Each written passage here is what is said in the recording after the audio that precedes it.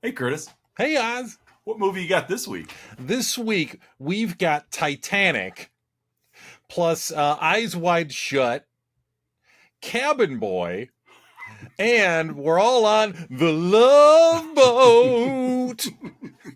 This week we're watching Dead Calm.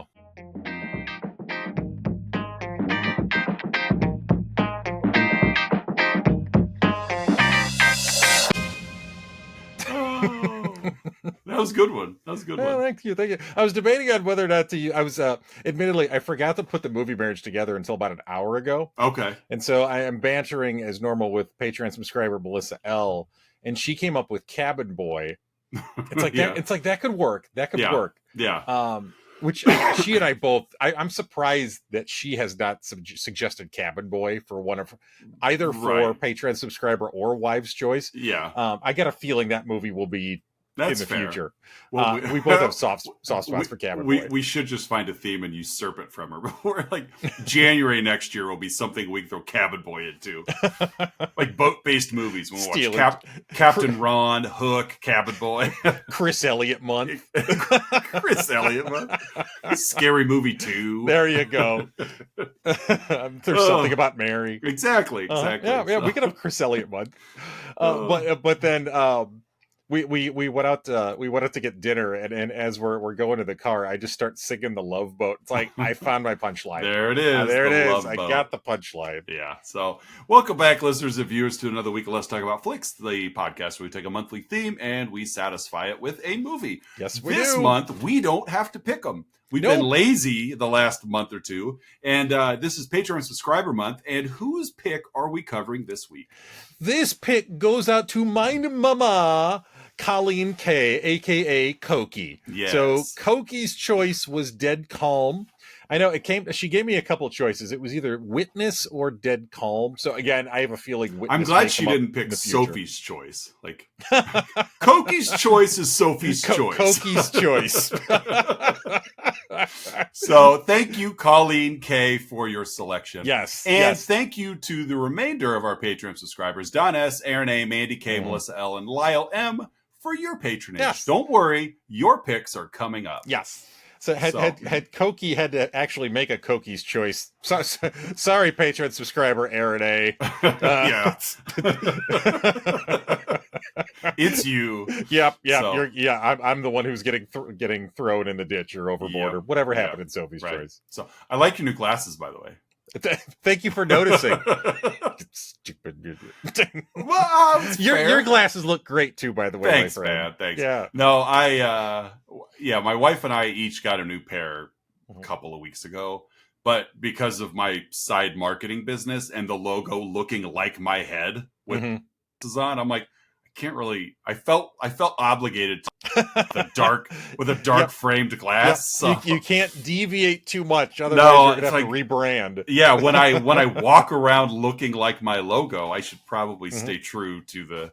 So capitalism at its finest, ladies and gentlemen. Shout out to Bald Man Marketing for all of your digital content needs. Yeah, that's true. So again, so I covered last week. You've got this week, Dead Calm. So I've got the cast of this one. Don't worry, I won't take long. Blink and you miss it with the cast for this movie. Yeah, Nicole Kidman is Ray Ingram, who's married to Sam Neill's John Ingram, and Billy Zane is in this as Huey Warrener. Huey. All right, on to you with the. That's really it. There's a couple other blink and you miss it, but yeah, there's the dog. Yeah. And honestly, like everybody else, medical staff at the beginning. Yes, and everybody else is either on a TV or floating dead, or spoiler bloated corpse. Yeah, so that's it, and none of them matter. Yeah. None of them matter. No, they don't. Yeah, and so that's the cast. Really, 3. That's it. Yeah, just really 3 people. Yeah. 3. So, but directed by Philip Noyce. That's where the saying "noise" came from. Yeah, the Key and Peele sketch actually came from Philip Noyce. Noyce. He's done his he did Rabbit Proof Fence. I was just gonna say, I Yeah. was looking at that. He hasn't done a lot. Mhm. But no, I'm sorry. I was looking at his recognition and honors. He's directed a few short films too, but The Giver, Quiet American, like you said, Bone Collector. Fun little story. Bone Collector, first DVD I ever bought. A cool story. It was after Bernie G at school, and his Best Buy contributions piqued my interest of like, I need a DVD player, but I also needed a new TV to play the DVDs. I felt like what's the guy Gulia in The Wedding Singer where he comes in with it? It's a CD player. You would have put on CDs. You would have put on a tape. No, this plays CDs. Play CDs. And so obviously I needed to also buy DVDs. So Bone Collector, and American Beauty were my first two. And no, I bought three: Bone Collector, American Beauty, and Pitch Black. Oh, Pitch Black. There you go. Those were my first three DVD purchases. You were in early in Riddick's rise to fame. I was early on the Riddick train. So, but no, solid. Like, he's one of those that we've kind of talked before. Just very safe director. Yeah. Like, Patriot Games, everyone's favorite Sliver. I'm just looking at it right now too. Clear and Present Danger. Right. The Saint. Just, he's good at what he's good at. And like, you're not going to see any comedies really on his. Yeah. Mostly dramas. Yeah. And that's okay. Maybe a little action involved with some of them, some suspense or whatever. But yeah, he's safe, very safe. And this is a safe movie from Philip Noyce. Philip Noyce. What's this 95-minute romp about? Romp is one word to use here. So especially the opening sequence here. No kidding. Yeah. What a gut punch. Yeah. So we open this movie. I think was filmed all in like New Zealand and Australia, if memory serves. Yes, it was. Yeah. So we open on and it's set there too, on a train full of Australian Navy members disembarking from a train, including Captain John Ingram. His wife and son are not there to greet them. He's kind of looking around, and cut to a hospital where his wife and child were in a car accident on the way to pick him up. And his wife, Ray, is very injured, semi-conscious, and child, unfortunately, did not survive the accident. No. We cut back to the accident, Oz, and woof. Yeah. Yeah, I was watching this on my phone, I think sitting at the kitchen table, and I'm just like, oh! Yeah. Like, that happened. So basically, she's driving at night in heavy rain. Ray is, again, with the toddler son, Danny, in the back seat, and she's singing Itsy Bitsy Spider to him. And he drops his plushie in the back seat. So, of course, he unbuckles himself to get it. Idiot. Ray, blame the toddler. Yeah, Ray panics, of course. And starts swerving. Yeah, she pulls a Turner. She's like Ken Marino on his way back to camp. Even though we ain't got my so she swipes. Stick a gum, Victor. Wait for me, Abby Bernstein. Wait for me. So she sideswipes another car, which again hits another car from behind. Some just multi-car accident, and the camera kind of lingers with Ray, but you see enough kind of over her shoulder, and you see the toddler fly past her because she's still wearing her seatbelt, so she's restrained. But you see the toddler's body fly past her through the windshield and ejected from the vehicle. Yes. Oh man, that definitely got my attention at the beginning. Do you think they filmed it in Australia because there's looser, or do you think they used a dummy? I mean, how many toddlers do you think they went through trying to get the right take? Well, I mean, I think in Australia, a lot of times in American productions they have twins that will come on. Like the Olsen twins is a classic example. There actually used to be 3 Olsen. There was the Olsen triplets. Right. But there was a similar scene in the pilot for Full House. Ma and Pa Olsen had Elizabeth just to make up for the lost trip. Yeah. because she was the star of this movie until she failed her take. This went dark really fast. So, what do you think the other there? Because there was Ashley. Was it Mary Kate and Ashley? What was the third Olsen twins? Or Olsen no, triplets those were name? the three. Mary, Kate Ashley. and Ashley. Okay, they just they combined them. One left, and like we can't lose the name. It's a perfect name. It's a family name. You know, so you're Mary Kate now. Grandma Kate would have a conniption, right? It was kind of a malignant thing. We're like half one twin out the back, and it's you're Mary Kate. It's really, technically Mary Kate, you know, it was one of those, you know, like a parasite at birth, you know, like absolutely, like Dwight Schrute, you know, like he ate his twin in the womb kind of thing. So they find extra teeth. Yeah, now he has the powers of a fully grown man and a baby. Right. I think that's what happened to the third Olsen triplet. Oh, if you're watching Olsen Family, we offer our sincere. They clearly are. And condolences. Yeah. Yeah. Join the Flicks Click by clicking the Patreon link down below. Click below, like and subscribe, right. Olsen Family. Yeah, sponsor an episode. We're good for it. Yeah, maybe. Yeah, you get your own month every year. We'll do a whole month of Olsen twin movies if you want.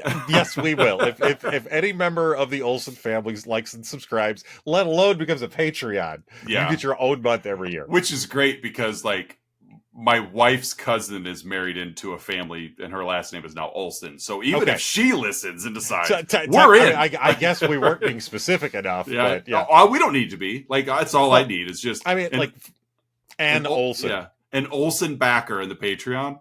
Yeah. Yep, and it's Mary Kate and Ashley month. Yeah, former Bears tight end and now NFL broadcaster Greg Olsen. Right? Yep. Yeah. Mm-hmm. Totally fine with it. Yep. So we cut to the future. So John hears Ray. It's like cybernetics and the future. Yeah, we've got a robot boy. We cut to 150 years in the future with a robot toddler. It's. Yeah, he has one of the light up umbrellas from Blade Runner. When he sits in the back seat, like his arms turn into claws and they latch on. He's going nowhere. Commence latching. Right. His eyes turn red, and he also powers the car somehow. But well, I mean, it is the future, so it's the future.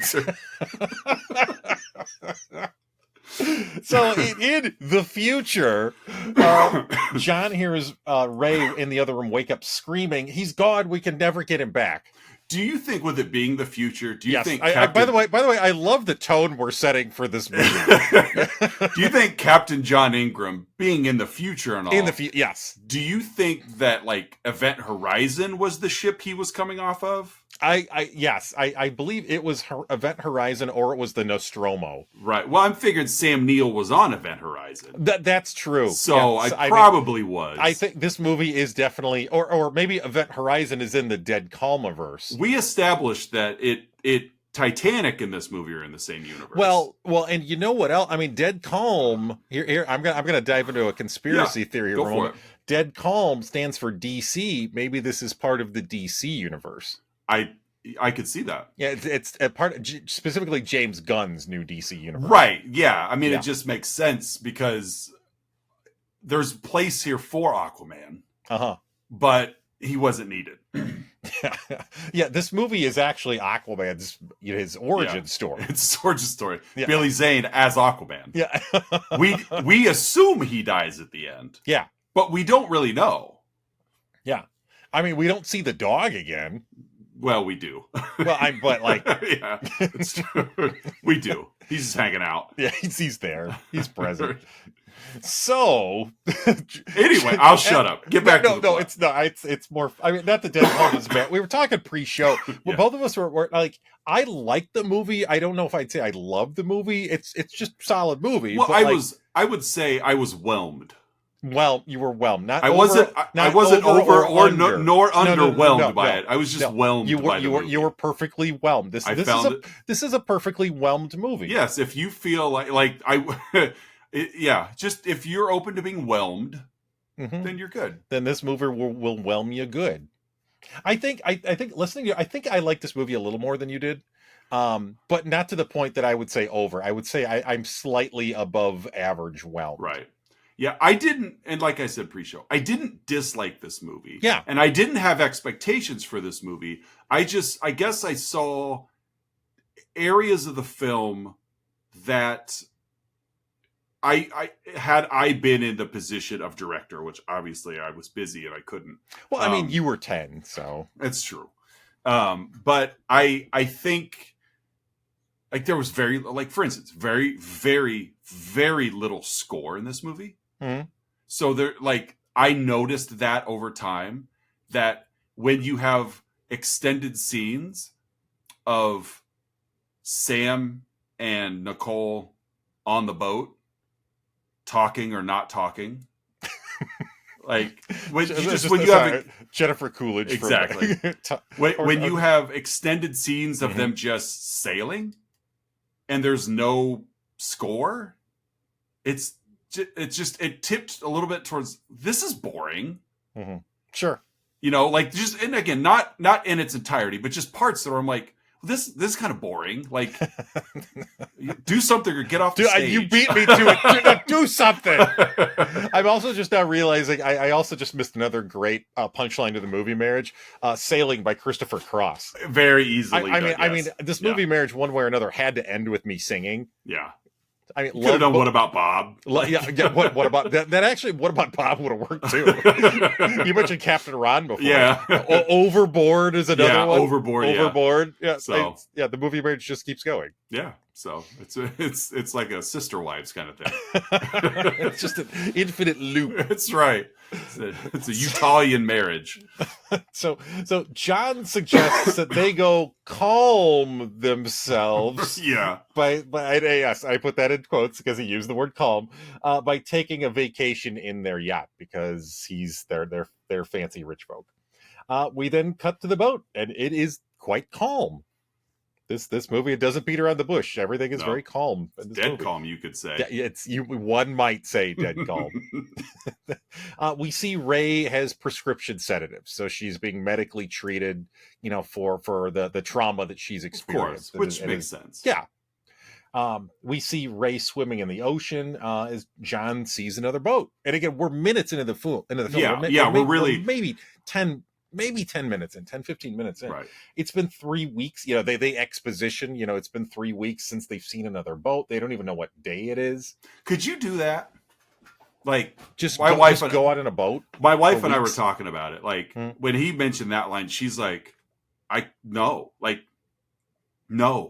I was actually thinking about that pre-show, like right before you logged in. I was like, I wonder what it would be like to just have like a fancy yacht and just go out of the ocean for a couple of weeks. Right. And it's like, because we've even talked, like, my wife's like, I don't ever want to take a cruise. Like, she gets in her own head that the thought of, we're out in the middle of the ocean. Like, yes, we dock, but not when we want. It's when it happens, And so just that isolation, even on something as large of a cruise ship, she's like, I couldn't do it. Like, I don't think I would be able to relax enough to enjoy it. Yeah. And then he's like, oh, it's been 3 weeks since we've seen another boat. And I'm like, then you guys must be out there. Yeah. Like, you're not just docked 200 feet off the shore. You're out there. No, you're in the ocean. Yeah. You're in deep water. Yeah. Yeah. I don't know if I could do that. I could probably do like a cabin for a week or something, like just a remote cabin. Yeah, I could do something like that. But again, I have the option to leave, there's an option of like, well, okay, we're going to wrap this up. But again, it's been 3 weeks since I've seen another boat. Like, what have you guys been doing? I mean, I could only imagine, but still, what have you been doing? Mm-hmm. So John, they see this other boat. John notes the other boat is in trouble because, again, he's a Navyman. Yeah. And so he knows his way around a boat. We see the yacht, their yacht, John and Ray's yacht, has a very elaborate technology suite. Because it's the future. Because it's the future. Right. It actually had a flux capacitor, if you look closely.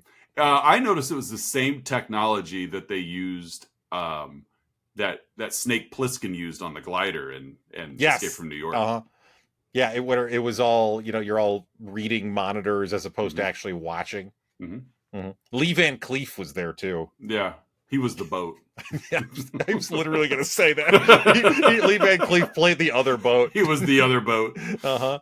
And what was the other guy? What's his name? Tom something, who was also in Escape from New York. He was also in oh God. I think you're right, Tom something. Tom something. Oh, now I got to look it up. Oh, you keep talking, I'll look it up. Okay, I think it's Tom something. He was in a couple other 80s movies that we like. So Kurt Russell? Not Kurt Russell. Tom Atkins. There we go. Tom Atkins. Thank you. Yeah. What was the other 80s movie he was in that we like so much? It's not Night of the Creeps. Night of the Creeps. Yeah. There we go. Night of the Creeps. I was almost thinking Return of the Living Dead, but like, no, that's not right. No. Night of the Creeps. There we go. Night of the Creeps. Night of the Creeps. He was also in The Fog. Yeah. Yeah. Another Carpenter movie. So we see this elaborate in the future technology suite. I think it was Cyberdyne Systems. I think is what made the technology. I think you're right. Yeah. And so John tries to hail the other boat by radio, doesn't get anything back, and then he goes back on deck, and they see a man in a dinghy just furiously rowing towards them. Like, I mean, literally just doesn't stop. Like the dinghy just hits the side of the yacht. Right. Not that it did any damage, but still, like he just it's almost like he didn't see it there, and he just he could have gone through it if he did. And as this man is rowing, we see a POV through John's binoculars, and the man is just disoriented, terrified.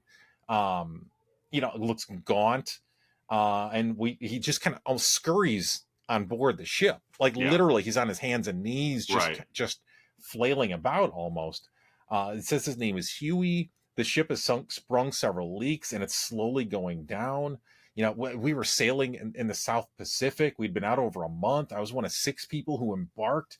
That they all died one by one over the course of several days from eating bad canned salmon. John suspects botulism, and Huey's just beside himself. I can't go back. Everything's ruined. I can't go back. Right. So just puzzling how this just like erratic stranger just ends up with him in the middle of the ocean. So after Huey eventually falls asleep, Huey must have brought like a ship's log with him. And so John starts going through it, and he suspects something is up based on his intuition of being out at sea for 25 years. In the log was a small newspaper clipping indicating the trip needed 4 beautiful and photogenic women in addition to Huey, as well as the ship's captain. Mm-hmm. So it just seems odd. Yeah, it did to John. Yeah. And so, Huey's asleep, and John tells Ray, prep the gun. I'm going to take the dinghy and go over and investigate Huey's boat. Okay. Yeah. And locks Huey in. Yeah, they lock Huey downstairs. Because these doors lock from the outside. Mm-hmm. Which I don't know how one would lock them if you're in, but whatever. They're future doors. They're future doors. That's true. This is the future. It's the future. It's a prison ship. So we of course get some. I wonder if that's going to come back. Ray throwing a tennis ball to the small dog. Exactly, and that's one of the many like just telling decisions made. Yeah. Like just coincidental. Like, oh, that's here we go. And again, it didn't take me out of the movie, but it never let me feel suspenseful. Yeah, it is definitely one of those. I wonder when this is going to come back up. Yes, and it's very obvious. Yeah, because of course, she throws the tennis ball, and Ben just jumps in the water to get it, and he climbs back up. Very cute, I will say. Yeah, very cute dog.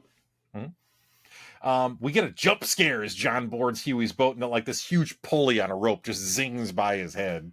That got me. Like I think I may have been looking down, but that's one of the first times. I will say, even though I commented earlier that there's like no score to this movie. Yeah.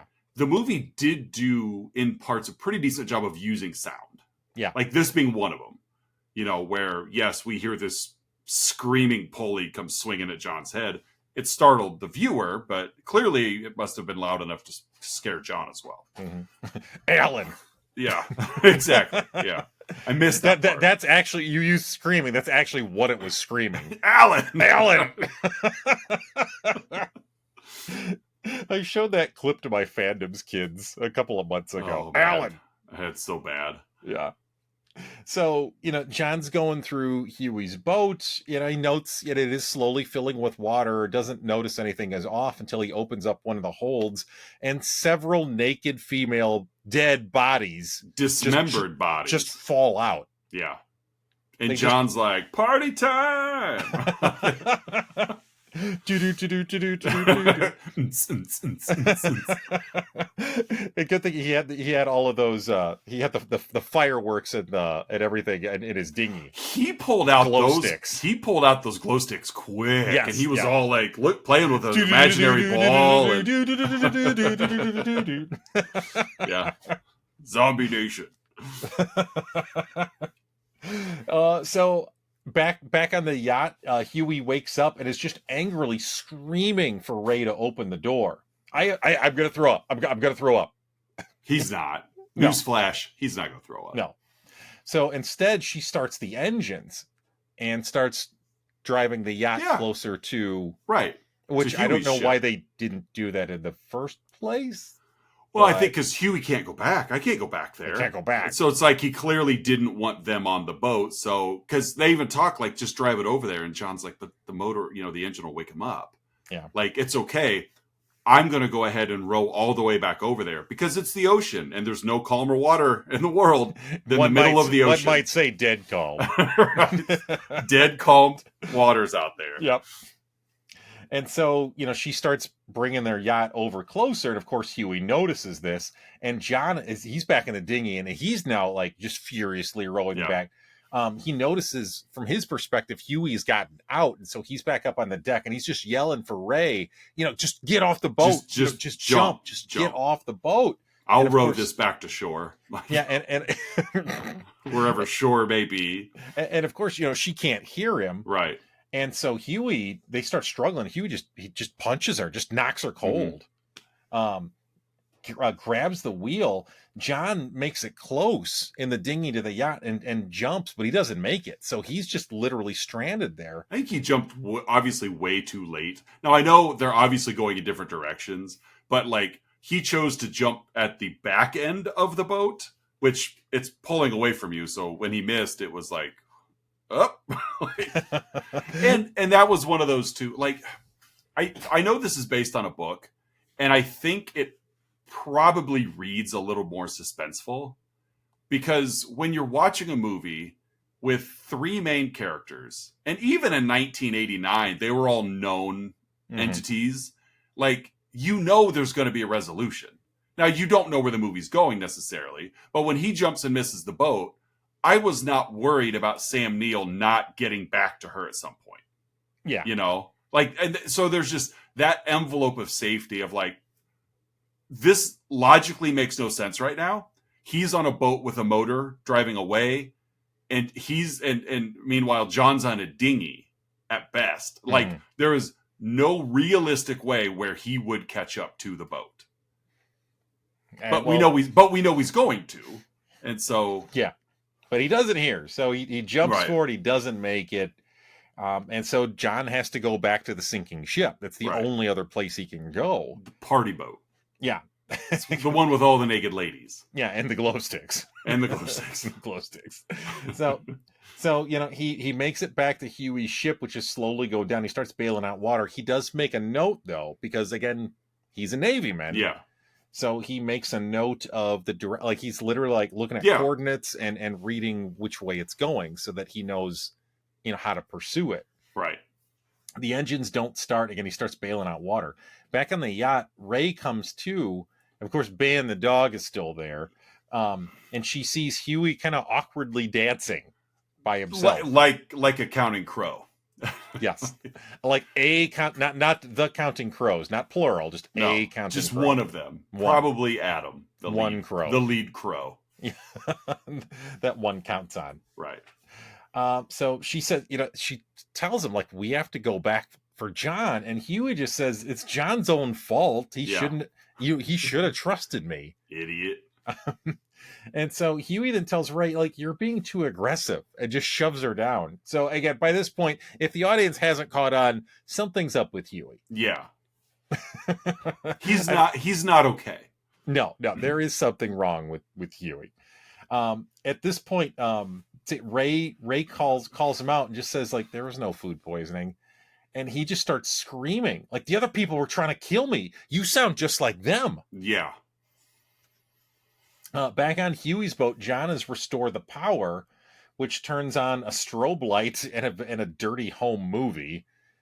So again, you get a little bit of insight on what was happening. It turns out that the other man on the sorry, you want to say something? This boat's getting more and more interesting for John. Like, all right, I see you, player. Exhibit A, Nicole Kidman. Exhibit B, party boat.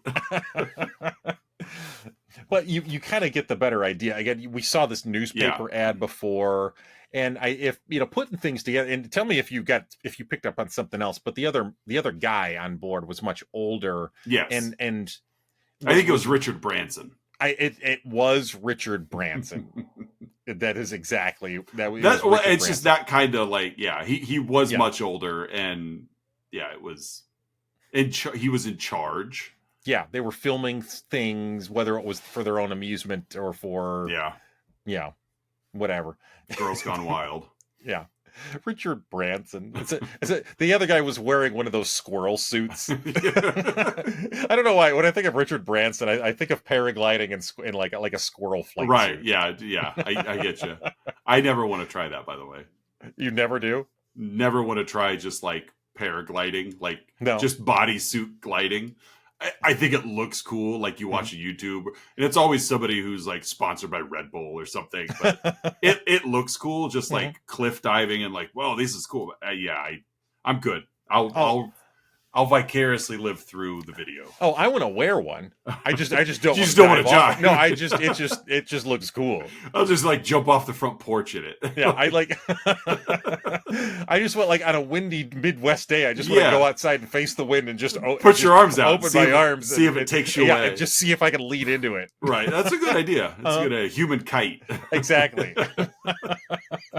I'll tie an extension cord around my waist. Right. I'll tether myself to the tree, but that's the closest thing. Let me know how that goes. Yep. You'll be the first to know, my friend. Appreciate it. So back on the yacht, Ray slips away and turns on the future radio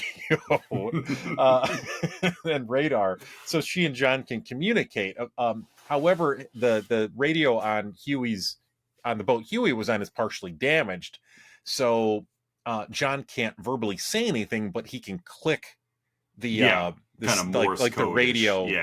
Just radio like code. Basically, like one click yes, two clicks no kind of thing. And luckily, Ray understands it. Yes, because she's married. I mean, click. She understands it. Right.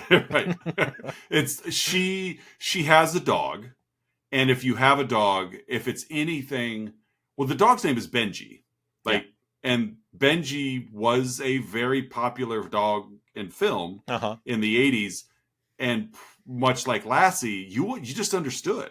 Mm-hmm. So she's used to understanding like intelligible communication. Yeah. Well, and again, with this being set in the future. Like she probably has a chip implanted. Yeah. That just like can transcribe and translate. Yeah. It's not there completely where like she can hear the dog in complete sentences, but there are key words. Well, and it didn't have a collar like an Up where it just spoke.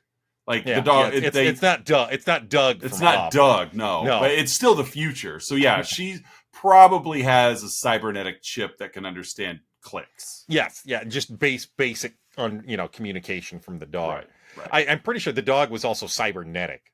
Oh, that wasn't a real dog. Oh, it was clearly a cybernetic dog. Yeah, that was like what were those dogs' names in like the early 2000s you could buy from like Sony? Like I forget what they're called. It was one of those, just with fur. It was like that South Park episode with was it Kit 9 and It was one of those dogs. Kit was it? Kit 9 and they come sleek, but you can buy a firkin to like wrap it so it has fur, but it never gets wet though. It's one of it's such a cool technology. The future, future. It's the future tech. This stuff is so noise.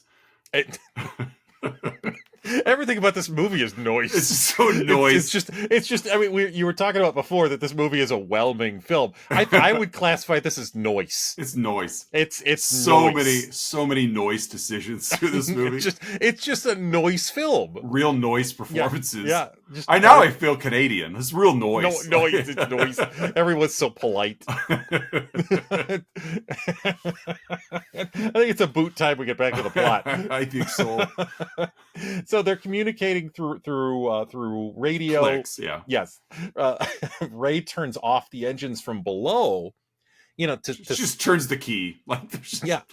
Takes the key right out of the ignition. It just takes it out and then throws it in the ocean. Wonder what happens there. Oh, Benji!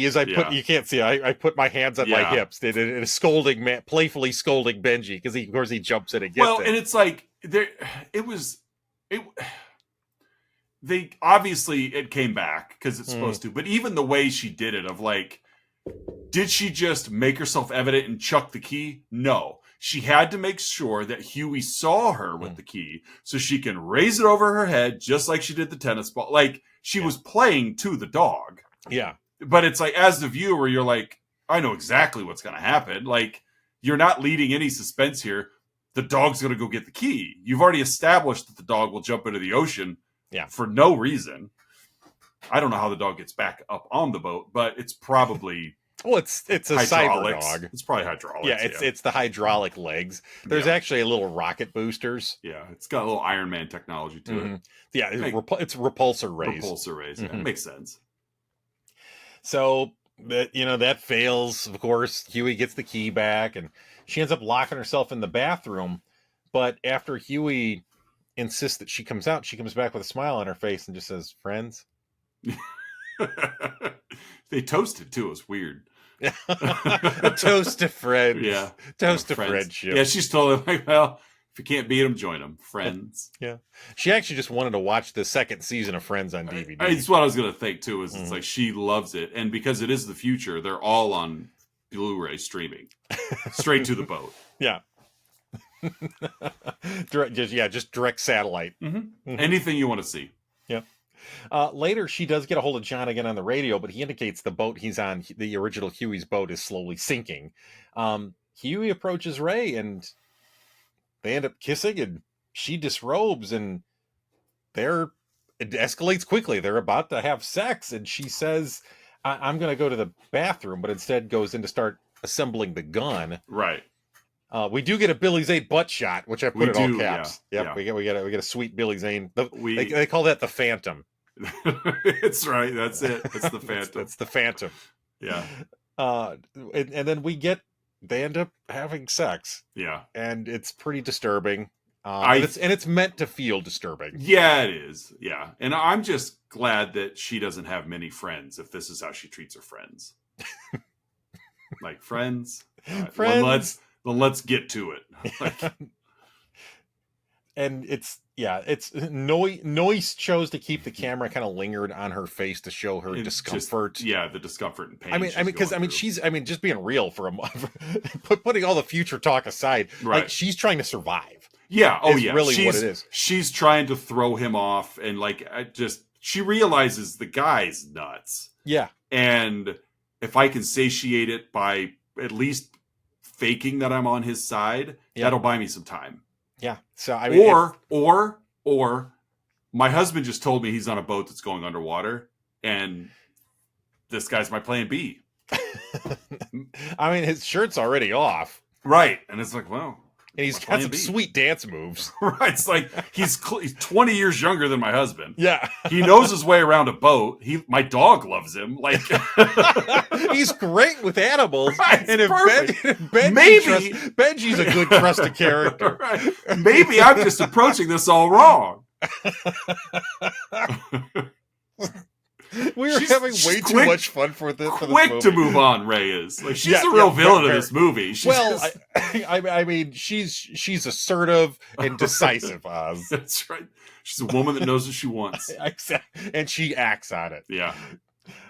So, of course, as one does, and the perfect storm would be another Good. I thought that, honestly, because we've talked several times before. Yeah. We both try to play off a movie marriage even when it's not our week. And like Perfect Storm would have been in mine. Just because it's one of those like just Occam's razor, like, here's another very we're in the middle of the ocean. Of course we're gonna get a big squall. Right. Yeah. And that's okay, because that does happen, but it's like you just established this entire movie has been set on dead calm water.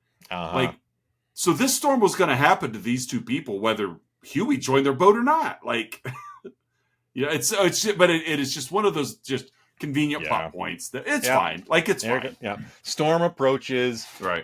Ray, because again, as we've established before, she was on sedatives to help her deal, with her post-traumatic, trauma. Right. And so she crushes up some of these sedatives and makes some lemonade.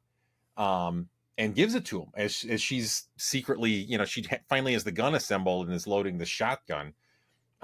So the storm, ends up rocking the ship as well, and the drugs disorient them. They end up wrestling over the gun, accidentally shoot out the radio, so future tech is gone. Again, there's 2 shells in this shotgun. As they're fighting over it, and one of the triggers pulled accidentally, it hits precisely the radio. Yeah. Like, it's just another one of those, oh, look at that. How convenient. You hit the radio. Yeah. I think it hit the chip from Terminator 2 that they were just trying to destroy. Oh, for sure. Yeah. Yeah, for sure.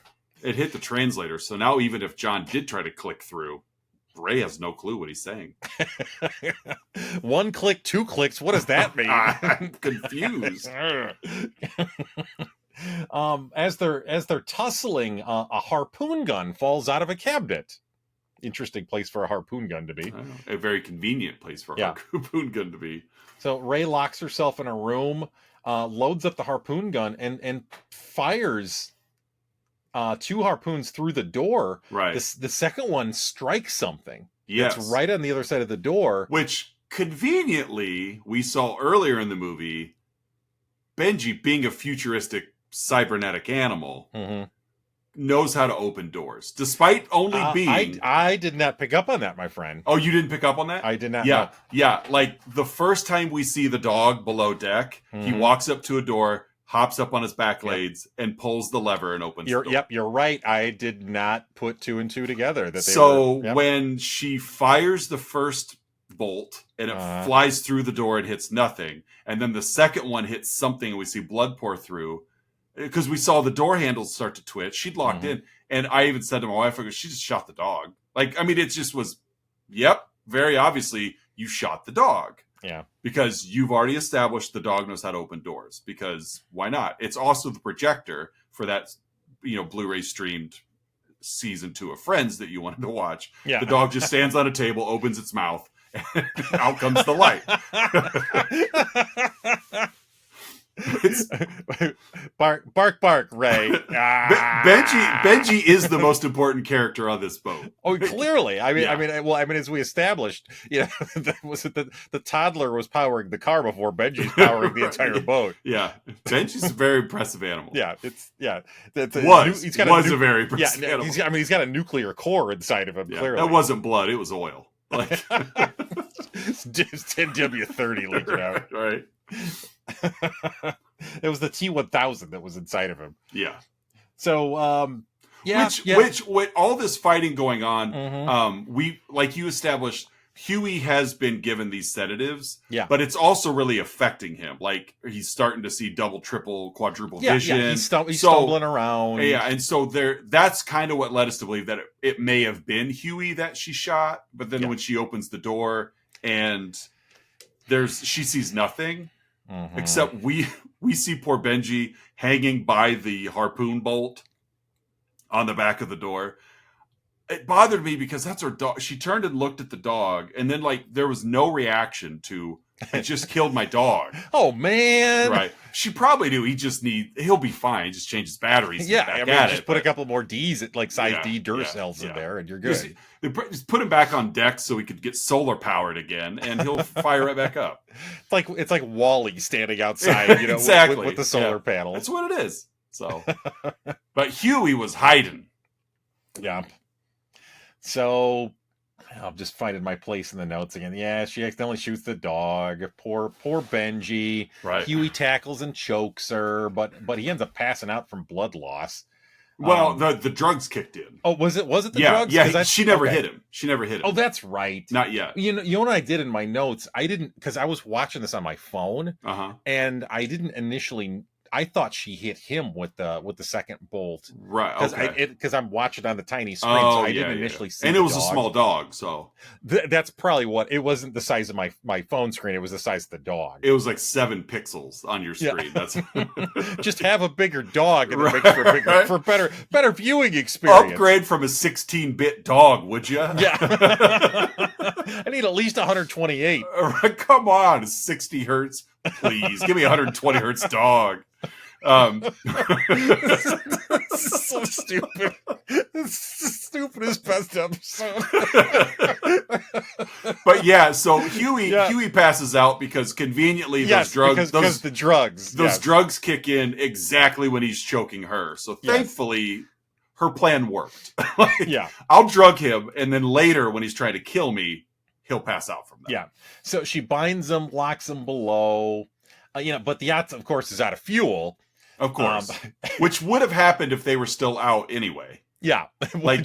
So John and Ray went out to sea without reserve fuel, apparently. Yeah. Apparently. Well, they were counting on Benji's solar power to get through. True. Or at least they could put Benji on the back to like dog paddle back to shore.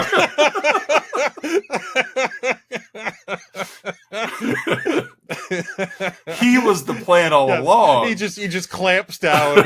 Right? There's like a horizontal bar just across the. Then he just. They'd have made it. Yeah. And so she raises the sails, so the boat can keep moving. She ends up turning the boat around as we cut between her searching for the other boat and John somehow gets trapped below deck. He was when the storm hit, he was below deck, and then the storm hit and knocked one of the giant posts, and it come falling through the floor and happened to land exactly on the other side of the door, blocking John from getting out the way he came in. So now he's trapped under deck with the water rising, and he's running out of air. Yeah. I will say there was kind of a cool little moment where there was like a tube that was connected above deck that he was breathing through. He just it was there. I think he should have just crawled through the tube and he would have got well, I mean, if he was thinking. Yeah. And that's actually what I said to my wife. I'm like, I don't know why he just crawl through the tube. I mean, come on, John. I'm glad he breathed out first, because as he's blowing out, like 4 or 5 cockroaches came out of this tube. It would have sucked if he breathed in first. Well, I mean, maybe the protein boost would have. Well, you figure he's holding his breath, so then blowing out would be the first move. But yeah. So he does end up. He ends up diving down and he finds like the hole in the hull. As he goes completely underwater, a fish swims by, and he realizes that fish had to get in here somehow. So I think Aquaman sent it, but he followed the fish to the hole and then kicks his way out of the whatever. I didn't even see the fish. I got to start watching movies on bigger on larger screens than your phone. I was watching on an Apple Watch the entire time, and it was someone else's Apple Watch on the other side of the room. I caught this movie on the screen at the gas station. It was I was putting 8 gallons in to speed run it, and it turns off. When you put the nozzle back, just started pouring gas onto the ground just to keep the movie going. I had to start a Casey's membership just to see it. Right. No, but no, as he's there underwater, like still breathing through like the tube, like a pretty large fish just swims right by his head. And that's when he's like, oh, that fish got in here. So he follows the fish to the hole, because the fish obviously was going straight out. So, and it did, because you see the fish swim out, and then you see him kick out the boards. Yeah, he kicks out the boards. It's a good thing that fish wasn't just going to swim around some more. It's on its way out. Because otherwise John wouldn't have known what to do. Yeah. So he's very pleased with himself as he sets the boat on fire, and Ray sees it and beelines to her, because it's at night at this point. Yes, thankfully. So Huey ends up, of course, as expected, Huey frees himself, breaks out, but Ray is standing over him with the harpoon gun, or the harpoon ton, as I put in my notes here. It was a big one. Yeah, she puts a bolt right in his shoulder, and he smiles and just grabs the loaded harpoon gun and puts it up to his neck, but instead she ends up just clocking him, and she beats him with it instead of shooting him like he wanted, and that she would have been completely safe. Yeah, but she's not a murderer. She hits him in the junk too. She does. She goes to town on him. Yeah, speed bags him. Right. Sweet chin music off that top step. Sweet chin music. She was stomping the foot and everything. Nicole Kidman style. Yeah. or maybe I'll give you one from down under. Maybe it was Billy Kidman. She gave him was the shooting star press. That was his move. Yeah. It was 6. 6. Kind of a Bronco Buster. It's true. It's like, oh my God, it's the 1, 2, 3 kid. Oh my God! Oh my God! So she loads him onto an emergency raft and ties it off with a rope and just lets it out behind the boat. Yeah. So it's still attached to the boat, but it's trailing a good couple hundred feet behind. Right. John sees the light from the ship. She sees him, puts her arm out. She catches him on the way by. And she's strong. Yeah, she is. That's the first thing I thought too. Is when we were when they showed that, my wife, she went, "That's not Nicole Kidman." What gave that away? It was Ronda Rousey standing in. It was Carrot Top, actually. Carrot Top. Same hairstyle. That same hair, yeah. Yeah, but this was in his jacked Carrot Top stage. Yeah. Well, that would explain the big trunk full of props that was on the ship's deck the whole time. The harpoon gun, the cigarettes, the tennis ball, prop comic, the cybernetic dog, the big bass drum that was there. It's well known. He's very popular in the future. Yeah, it's Carrot Top is enduring. Yeah, it's like Wild Stallions from Bill and Ted. It's like a race. Carrot Top's humor, just like the Wild Stallions, exactly. ends up uniting the world. It's going to unite the world. Yeah. Chairman of the board brings the world together. It's a little known fact that's actually about the chairman of the United Nations. It's true. It's that board. Chairman of the board of the UN. That's right. What chairman of the board is about. So she pulls him back on board. Have you seen the clip, the old Conan clip, where Conan has Courtney Thorne-Smith on? And Norm Macdonald is also a guest. Yes, I know what you're talking about. And just Norm is ripping her apart for Carrot Top and Chairman of the. She's actually a pretty good sport about it. Yeah. And Conan's trying to salvage the interview with her. And at one point he makes the comment well, what's the movie called? And it's Chairman of the Board. And he looks at Norm and he goes, try doing something with that, Which he comes right back with, it's probably spelled Bored.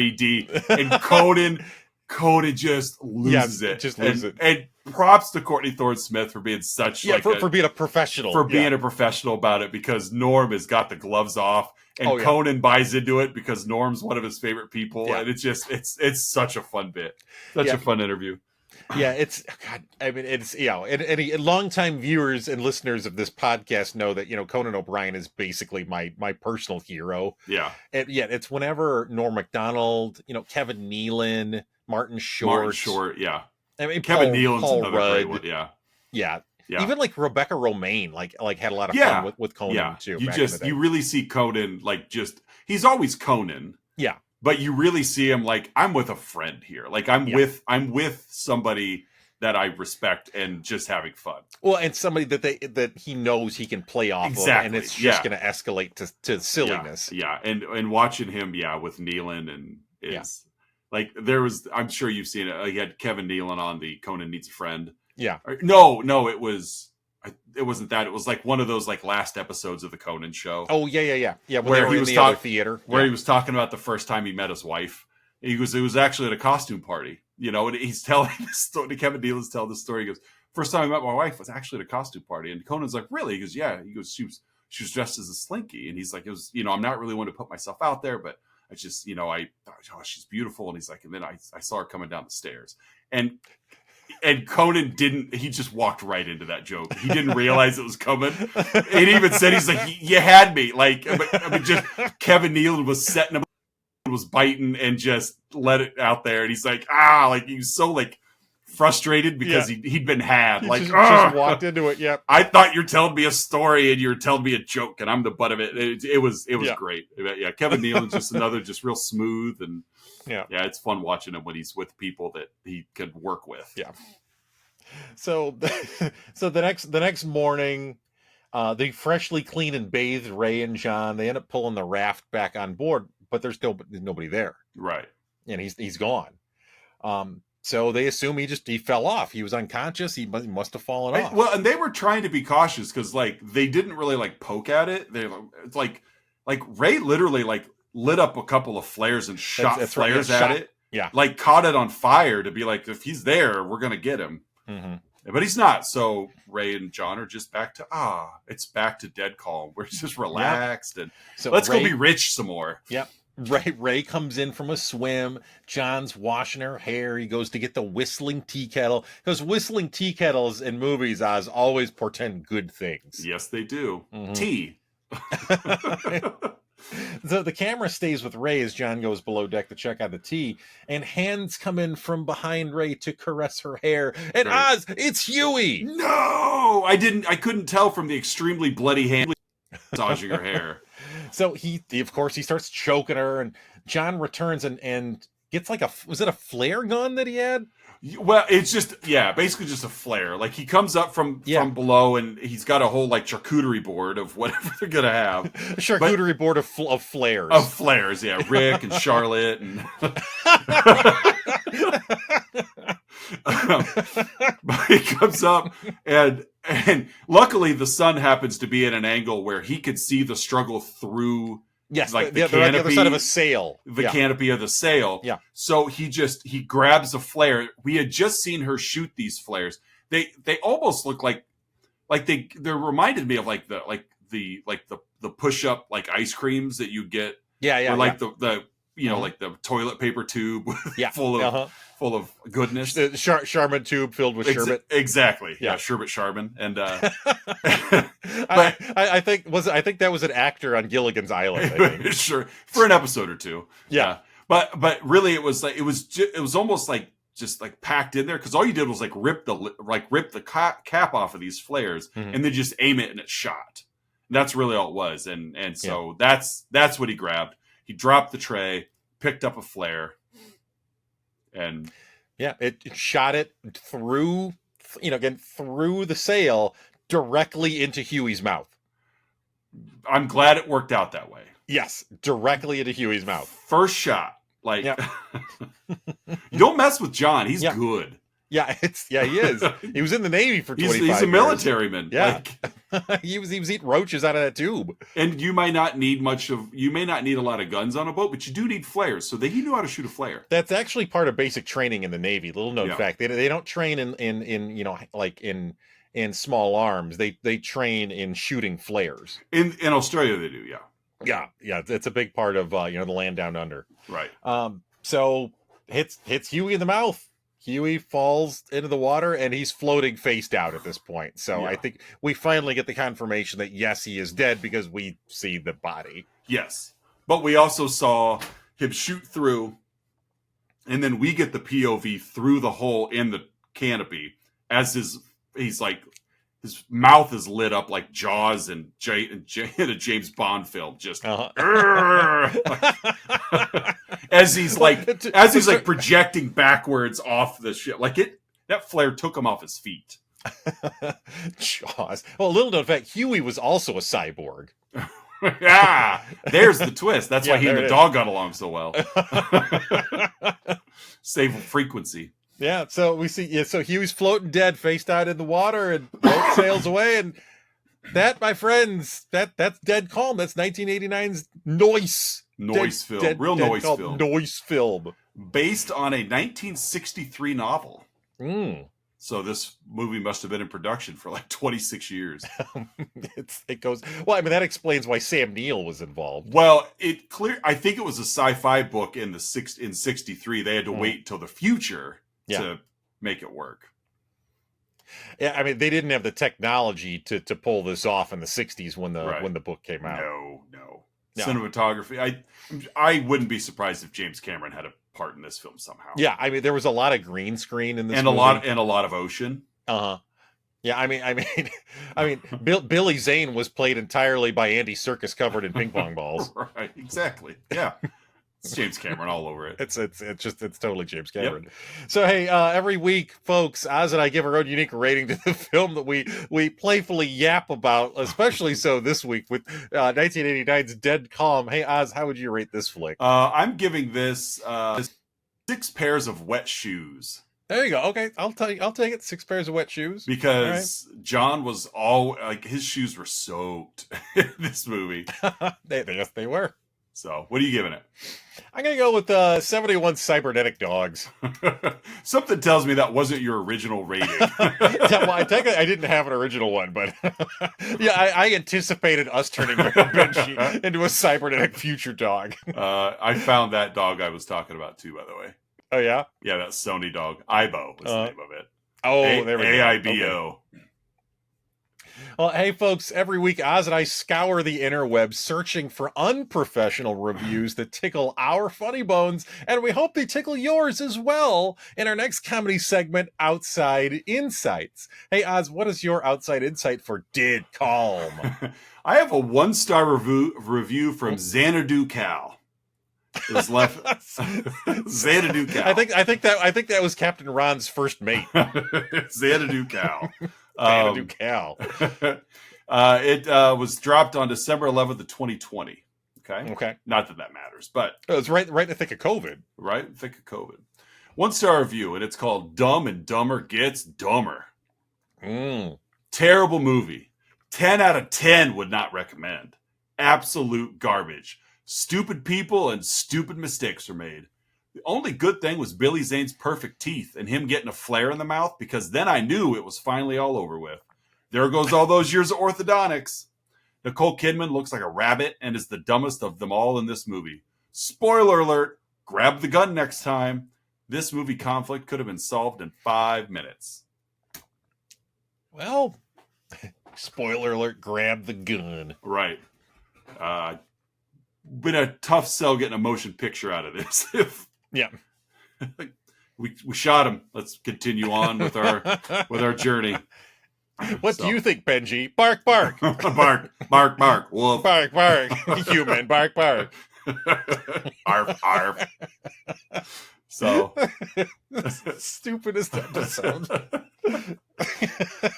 we're having fun. But we're having a great time. All right. So what's your outside insight? My outside insight, as always, comes from the Internet Movie Database and is a 2 out of 10, left in February of 2011, 14 years ago at the time of this recording, left by Arsenico71.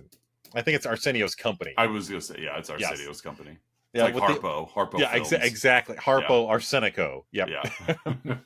With the subject line, plain crap. Oh. I really don't get to understand how this movie could get such a high score, or high scoring her. I mean, it's one of the most stupidest things I've seen in a long time. It makes no sense at all. The guy struggles with death on the sinking ship, with the expressiveness and the emotional communication of a grouper fish swimming in a sea spot in its everyday boring grouper fish life. Grouper fish have wild lives. This guy really hates groupers. She throws the boat key into the sea and her stupid dog fetches it back. But of course, like even my 4-year-old nephew could predict, the bad guy just gets out of nowhere and attacks her. Really, stay away from this unbearable piece of crap. I really wonder how Nicole Kidman could accept to take part in such a failure. She has probably been lured into it. I see no other way. Lured into it? Like a grouper fish. Like a group. They lured her like a grouper. Oh, my. They baited the line and casted it off. And then they reeled in Nicole Kidman. They got her. They lured her in. She can't miss that bait. Like, oh. Nope. Everybody knows Nicole Kidman loves grouper.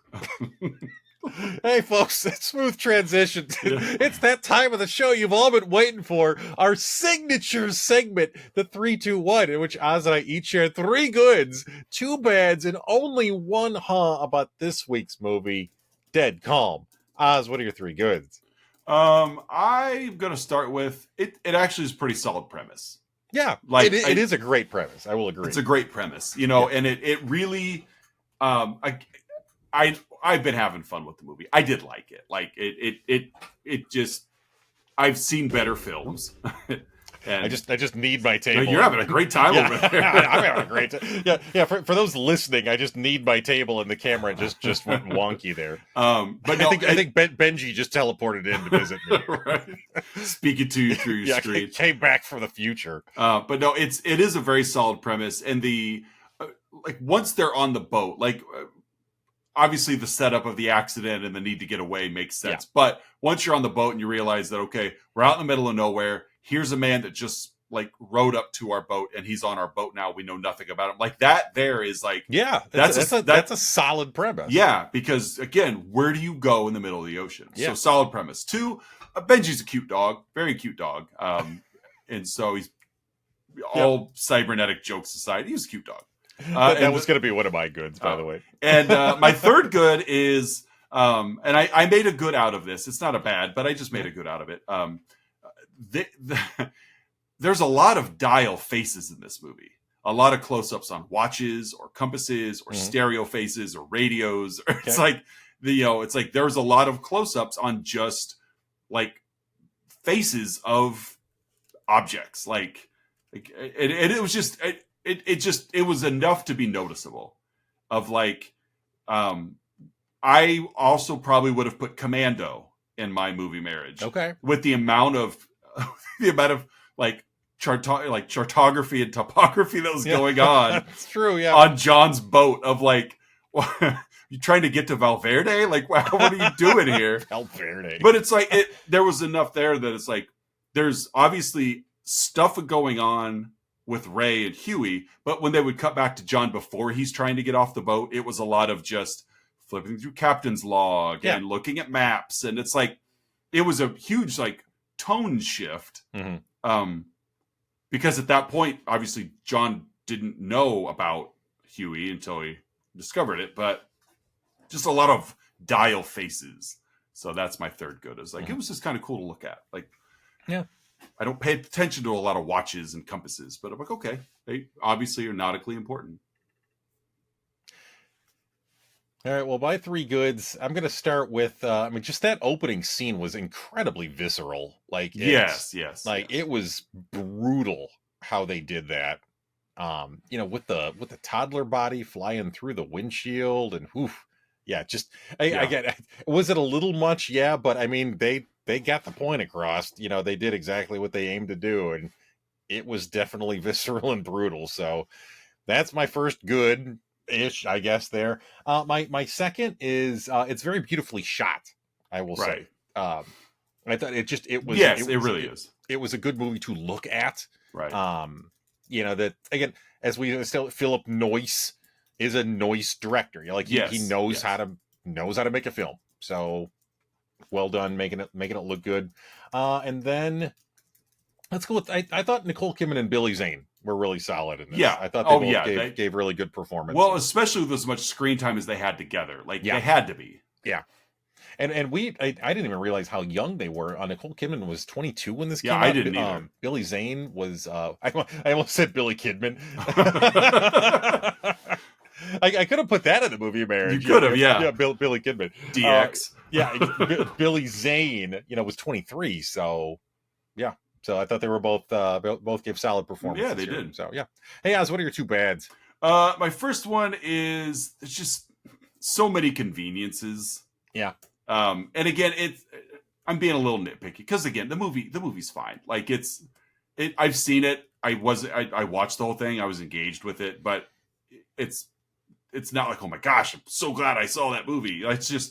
It's one that, it's fine. It's a quality film and we're moving on. But there were enough of these just directorial choices of premeditated decisions for later.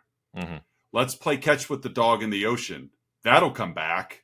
Yeah. Let's talk about the shotgun that she's ignoring to prepare like she was told to. Mm-hmm. That'll come back. It's just, oh, look, a harpoon gun fell right when you needed it. Like, just so many of these, just, again, I think it would probably read a lot better because it takes more time to flesh out in a novel than it does for the 4 seconds on screen where you saw this giant post on Huey's boat fall through and lock John in, and suddenly it's like, oh, well, of course it did, Sure.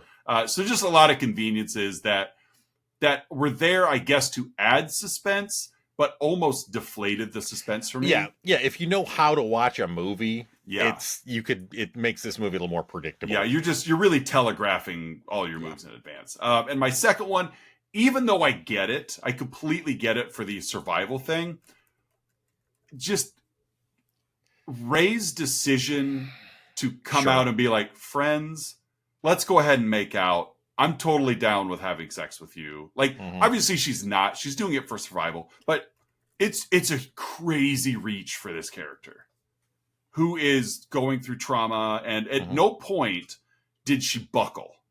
Like, not that I expected her to, but it's like, you've established that we need to get her away. We need some time to heal. We need some time. She's got her, her sedative medicines to help with her trauma, et cetera, et cetera. And now she's faced with extreme distress. Yeah. And handled it like a champ, like outsmarting this person who's extremely unpredictable every step of the way, when you really have given us no evidence that you were capable of doing that up until now. Yeah. And so it's a very minor bad, but it may have been the most unpredictable thing I saw in this movie, of just like, whoa, I get why you're doing it, but I didn't see you going that far. And I didn't see it being believed. Yeah. Like, at no point was Huey like, this is weird. Like, you just tried to kill me, and now you want to make it. Like, he's clearly unhinged, but so unhinged that, like, that didn't even seem odd to him. Yeah. It's like that just was a little hard to believe. Yeah. Yeah, gotta suspend your disbelief. Yeah, to be like, oh, okay, well, she's gonna throw stuff at me. Well, that's fine. I'm cool for that. Yeah. I mean, I haven't had a shirt on this whole time. So. Right. So those are my two. I showed her the Phantom. That's right. She's seen the Phantom. Yeah. So that's my two bads. Okay. My two bads, I'm gonna start with just John so quickly deciding to leave his spouse alone with a very, very suspicious stranger. Right. Just, again, suspending your disbelief a little bit there. I said that too. Like, oh, I locked him in the room. He's fine. Like, these walls are made of balsa wood. Like, yeah. It's... So, yeah, that one right there. And the other one, and this is the bigger one, that's why I went with second with this one.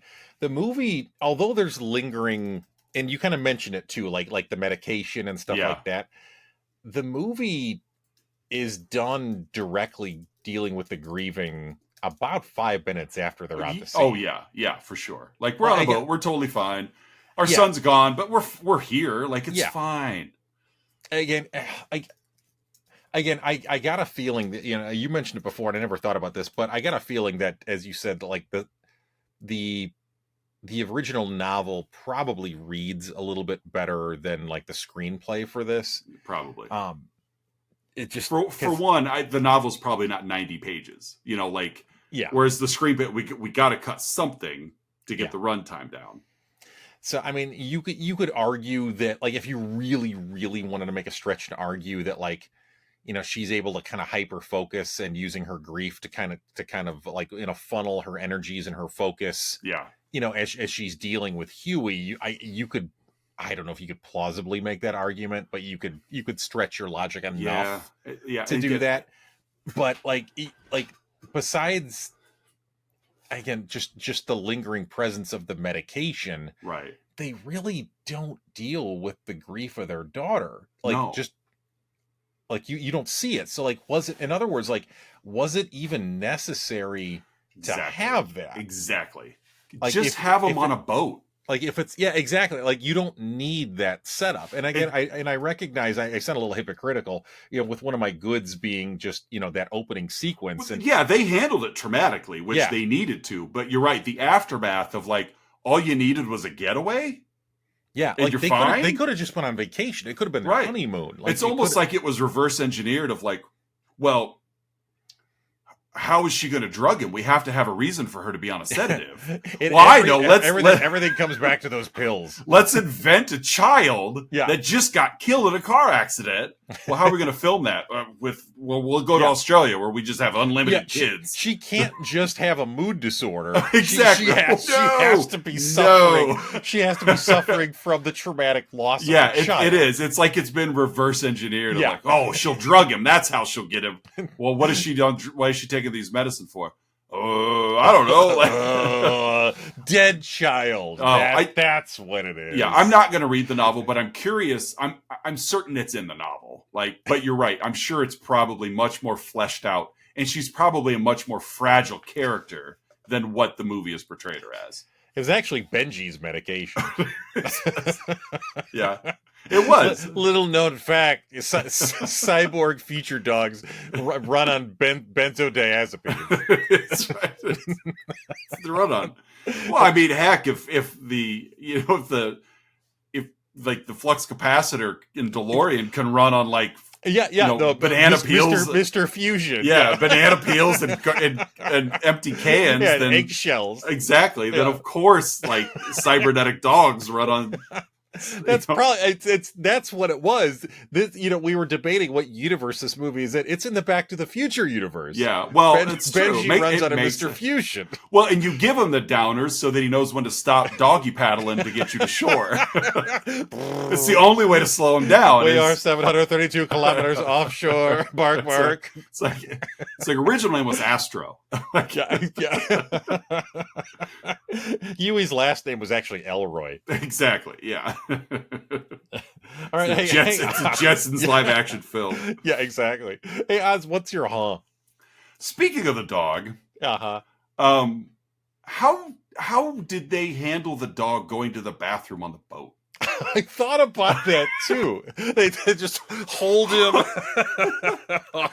Did they train him to poop in the ocean? Like maybe that's it. He just every time it's they throw the tennis ball and it's just a reason for him to go to the bathroom. Not that I watch dogs poop, but you've seen enough dogs poop. Oh, I watch him poop all the time. It's good sport for me. No matter the breed, they all poop the same way. Like, and so there's no like. I how did Benji poop and pee on the boat? Did they just clean up after him all the time? Did they follow him around and cup it? Cup. Right here, Benji. Right here, Mama's hands. Just a squeegee. They just squeegee it off. So that's my Haas. How did they handle the dog going to the bathroom on the boat? Because they're like, it's been 3 weeks since we've seen you've been with this dog for a long time. Hold it. So that's my Haas. Well, they would just pick it up and put it in his back in his Mr. Fusion. And being a small enough dog, you could probably hold it and squeeze a little and force it out of him. I like the idea of Nicole Kidman just holding him over the rail as far as she can. Right. Just until he goes. Yeah. I mean, really, what else does she have to do? Yeah, I mean, the first couple of days she would hold him for hours until he finally went, and then it reinforced. But she only held him at night. That's how she can maintain that pale skin tone. 3 weeks on the boat and you look like Casper still. Come on, Nicole. Yeah. Freaks come out at night. Freaks come out at night. What's your Oh God, I got a couple. I'm debating what to go with here. How is John so dead calm about everything? Yeah, pretty mailed in performance emotionally. One of my potential bads was some of Sam Neill's acting choices, and you could also chalk. I like Sam Neill, but you could chalk this up to editing too. What takes they chose to use. Yeah, but I don't. Some of his performance didn't fit. I mean, I get. He's a long time. He's spent a career at sea. Right. He knows the way around a boat. He knows how to chart coordinates. He knows all that stuff. But still, Mm-hmm. He's in this boat with 5 dead bodies. Yeah. And he's just He's probably like, oh man. at one point he was whistling while he was fixing the sinking boat. Yeah. I'm telling you, it's party boat. He was perfectly fine. Well, it's they chose this hit the editing floor. He took a lot of ecstasy after he got on the party boat. So actually, were his sedatives like plot twist. He was stealing her drugs as well. But no, I agree. Like, yeah, he just not a lot of fitting emotional response. Sam Neill. Yeah. So. Again, overall, I liked it more than I did, despite all the fun we've had with it. Same. Yeah, it was a tight film. It wasn't any longer than it needed to be. It was only, I think, just a shade over an hour and a half. Right. So again, liked it more than I didn't. Koki, it was a good choice. It was actually I'd seen bits of it before, but I'd never watched it in its entirety. So Patreon subscriber Colleen K, thank you for your recommendation. Thank you very much. I will disclose the last 24 minutes of this movie, when Huey was like confined, tied up, and it was really just, and this was my wife's idea, and I love it. We're looking at the time, we needed to go get the kids from school, and we knew that we were running out of time. Mm-hmm. And she goes, if he's down below, and she had seen this movie before, she goes, if he's tied up down below and they're on different boats, she goes, can we just speed it up? So we watched the last 24 minutes on 1.5 times. It took nothing away. It took nothing away from the movie. Obviously, things were a little bit more hijinky as he was trying to like kick through the door. But it's other than that, like I even said to her at one point, I'm like, this doesn't take away from the movie at all. No. Like it was slow enough of a pace that even when you ramped it up, it just, okay, now the boat's just sailing a little faster. Like, it's not that big of a deal. And she goes, we should watch more movies this way. Like, just like, I feel like watching a movie, but I don't feel like dedicating an hour and a half. Let's just 1.5 times this thing. I'm thinking terms of endearment in 1.5 right. Wow, look at Shirley MacLaine go. Oh, boy. So, but yeah, it like I said, it was just so that we could get done before we went to get the kids from school. The kid didn't take anything away from it. No, especially since a large part, as you said, a large part of that last 15, 20 minutes is just sailing in the boat. Yeah, just sailing. They weren't interacting, and it was just, okay, we could speed this up. She just sailing. Because I think her original thought was like, can we just skip ahead? Mm-hmm. And I'm like, let me just turn it up and see how that goes. And so, yeah, it took quite a... It really, even more so when she pulled John off that raft. Oh, yeah. It's like 1.5 speed. Yeah, it was like, boy, that she got him. She got some lats on her, that Nicole Kidman. It's like an arm drag takeover in reverse. like a Ricky the Dragon Steamboat arm drag. Yeah. Perfect technique. It was perfect technique. So, all right. So next week, we're going to have a guest. Yes, we are. This guest will be here to talk about his pick. We are going to have Don S. on next week, and his choice for Patreon Subscriber Month is The Man Who Killed Hitler and Then Bigfoot. Yes. Another movie I have not seen before. Mm-hmm. I watched it last weekend. Enjoyed it. I would say it's pretty good. Yeah. So. Yeah, it's, without spoil, I will just simply say character study. Fair enough. So, so The Man Who Killed Hitler and Then Bigfoot will be next week's movie selection for Patreon Subscriber Month. Social media-wise, Facebook, Instagram, TikTok, YouTube Shorts. Patreon link is down below to join. If not, totally fine. You're dead to us anyway. So dead like Banji. I think, honestly, all 6 of our listeners are Patreon subscribers anyway, so we're good. But no, we always appreciate the patronage, and for another episode of Let's Talk About Flicks, I'm Oz. I'm Curtis. We'll see you guys next week. Bark, bark.